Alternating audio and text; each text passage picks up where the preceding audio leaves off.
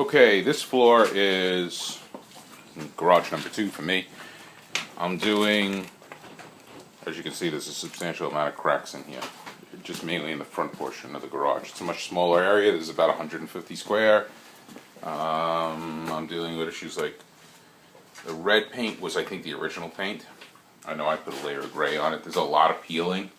The plan is to, some of you can see concrete. So the plan for this one is to not grind it, but there's a coating removal tool. It's like a disc. It goes on equivalent to a floor buffer or floor maintainer. And next video you see, I will have at least buffed it down and then probably get a better look at what cracks are here and figuring out how to fix them, things like that. And that's the story.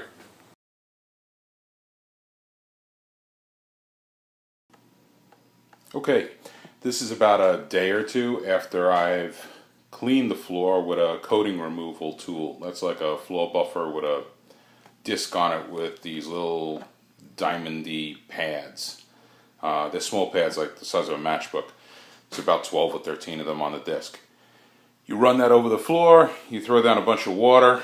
If you don't throw down the water, the machine's a total mule to handle. At least with some water it's better. Then you eventually have to hose the place out. This is how clean this floor came. It had about, we're figuring like 4 coats of paint on it. So there's one. That's actually, you can see a different color there. A couple of shades of red and a couple of different shades of gray and like a light gray and a dark gray. But anyway, about 4 coats of paint. Along the edges, you see there's still a lot of paint left. That's because it's tough to get the buffer in there. You can see the marks the buffer made as it went along. So this is the one that I'm going to kind of half buttock. So this is close enough, good enough. I'm not as obsessed on this one as I was on the first one. This one gets a lot less usage. It's just a much smaller area. It's about 150 square. This is the crack filler, and that would be done with this. In talking to the people at Garage Flooring, they said, get the Pro one, make sure it says Pro.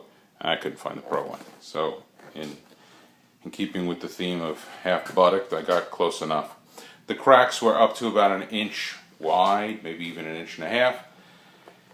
This stuff, when you mix it up, it's an epoxy, so it's 2-part. You mix it, it's initially soupy, it starts to set up. You get about a 30-minute work time out of it. I poured some, troweled some, smoothed out, and called it a day.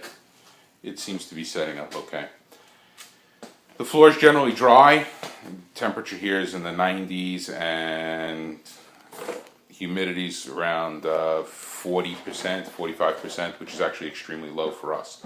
So that helps this to dry, so that's good news. And that's the story so far.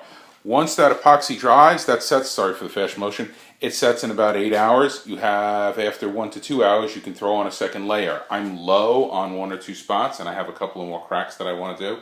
So I'll bust into a second box, do the small cracks, refill in the big crack. This sets in about 8 hours.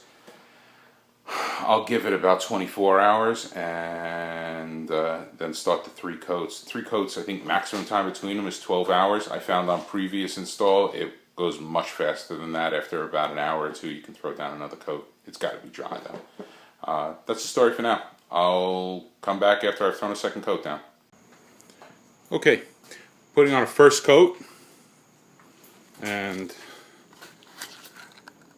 yes, there's a respirator on. Otherwise the stink could just kill you in enclosed space like this. It's 150 square.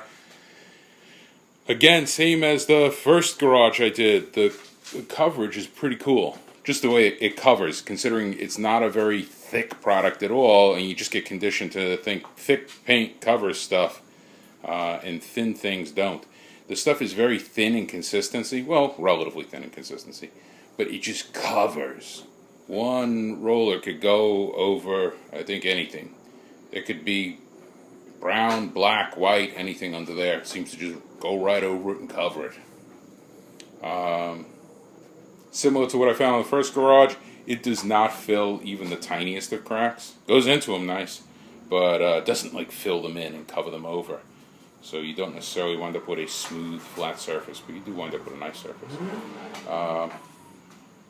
That's it. That's where it's covering cracks. And same as the other one, I'm working my way across this way, so I'm doing a 4-foot patch, a 4-foot patch, 4-foot patch, 4-foot patch. Well, in this case, it's just 4, 4, and 4. And then that'll leave a fairly wet edge along there, and I just start back here and start working my way across again. And now, in this case, I'm working my way from here over. So you can see I'm up to that next patch there. I've run out of paint. Big thing, when you're putting down a first coat, it will drink up paint. So the temptation is to get lazy and not dip the roller. And you'll hear it, the roller will start to crackle. It means the roller's getting starved for paint. Don't waste your time. Dunk the roller again. That's my big advice on that one. And that's it for coat 1. I'm going to finish up with this. Oh, getting that cover off is a nightmare. There's got to be some better idea for that. Once I finish the first coat, I'll wait for it to dry. Hopefully we're fairly humid here, so it'll dry quickly. And then I'll start on coat 2, and that's when I'll come back to you. Okay, this is after coat number 2 has pretty much dried. It's out here for just coming up on 2 hours. So those are actual holes, they stay there. For shelving in it. Floor's pretty much dry.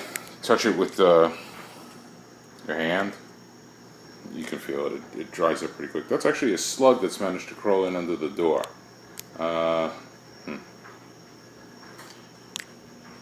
Anyway, 2 coats. Once you trim in on the first coat, after that, I don't really touch the little sides anymore. And same as the first install I did. Second coat goes on a lot faster, and it doesn't use nearly as much product going down.